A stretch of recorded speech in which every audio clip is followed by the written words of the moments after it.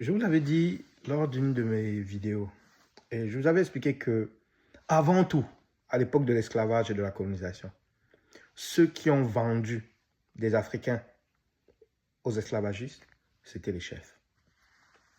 C'était d'abord eux. Il faut garder ça en tête. Je vous rappelle, c'était les chefs. Les chefs de l'Ouest viennent de démontrer à leur peuple qu'en réalité, ils ne sont pas les élus de nos ancêtres. Et encore moins les élus de Dieu. Et je parle des chefs de l'Ouest précisément, mais tous les autres, les Bombok, les sultans, ils viennent par eux-mêmes de nous démontrer qu'ils n'ont en réalité aucun pouvoir divin ni ancestral. C'est aussi simple que ça. C'est ce qu'ils viennent de nous montrer. Parce que s'ils étaient si puissants, au niveau même de la mystique, leur peuple ne souffrirait pas aujourd'hui. S'ils étaient si puissants au niveau de la mystique, ils s'allieraient contre le système RDPC pour protéger leur peuple respectif. Mais vous les voyez, bouger la queue comme des chiens dociles devant un maître. Vous les voyez à Yaoundé. Alors, j'ai un échange bref de messages avec une connaissance. Et il est écrit, c'est 2 fois plus humiliant, je vais devoir lire. C'est 2 fois plus humiliant pour l'Ouest, dans la mesure où nos chefs ont eu le temps d'observer et d'analyser les avis qui ont entouré le passage des chefs Bassa ou nordistes au palais des Toudji. Et même avant ça, la réaction qu'il y a eu dans la première réunion que Atangandji avait réalisée. Donc, ils ont vu que le peuple était contre de ça. Et là, il me dit, l'affaire ici n'est pas simple. Non, l'affaire est très simple. L'affaire est très simple. Et là, il explique qu'on ne peut pas dire que la famine peut expliquer cet état de choses. Mais en réalité, moi je le dis, rien ne peut expliquer cet état de choses. Et même pas la famine. Arrêtons de leur trouver des excuses. Ces gens n'ont pas d'excuses. Ils ont vu à court terme ce que la réaction des peuples par rapport à la visite des autres chefs. Mais ils sont quand même allés. Pour la majorité. Donc rien ne peut expliquer ce geste. À part le fait que c'était leur volonté personnelle et qu'ils n'ont aucun amour, je dis bien aucun amour pour leur peuple.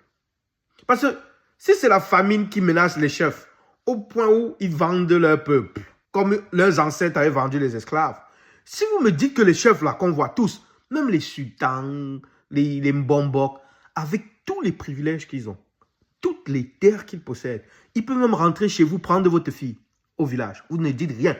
Vous me dites que ces gens-là, ils ont encore faim. Mais alors, nous au Cameroun, on fait comment? Mais vous savez que nous sommes morts. Nous ne sommes que des zombies en fait. Si eux, ils ont faim, au point de vendre leur patrie, nous, le peuple. Et en passant, la famine n'existe pas au Cameroun. Il faut arrêter ça. C'est même insultant pour la famine elle-même.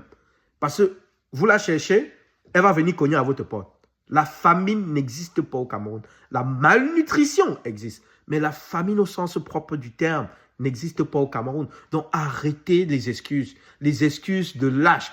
Tous ces chefs, ces archevêques, ces pasteurs qui ont porté allégeance au système actuel sont tout simplement des âmes corrompues. Tous des êtres moralement corrompus qui n'aiment pas les Camerounais. Il va falloir que vous l'intégrez. Qui n'aiment pas les Camerounais. Tous ces gens-là n'aiment pas le Cameroun. Mais cela n'implique pas que les chefs. Non, non, non, non. Ça implique aussi les chefferies. Qui les maintiennent comme chefs? Conseillers, dorment. Ça implique les chefferies. Parce que vous devez garder une chose en mémoire. Si on peut désigner un chef, alors ça veut dire qu'on peut destituer un mauvais chef. Je le répète, si on peut désigner un chef, ça veut dire qu'on peut destituer un mauvais chef. D'ailleurs, le gouvernement actuel en a installé et destitué plusieurs. Au lieu de grand, c'était censé être l'aîné. On allait prendre le petit frère. C'était censé être le fils unique. On allait chercher le cousin de la deuxième femme, le demi-frère. Ça existe dans l'histoire. Ce qui veut en fait ultimement dire la bonne chose pour moi, ça veut dire à la population que ces chefferies que vous traitez comme si ils sont des divinités, ce ne sont que des mécréants. Vous n'avez que des mécréants comme chef. Des gens qui vous détestent vous-même, qui vous traitent en sous-homme, qui vous traitent comme de la marchandise pour leurs intérêts personnels.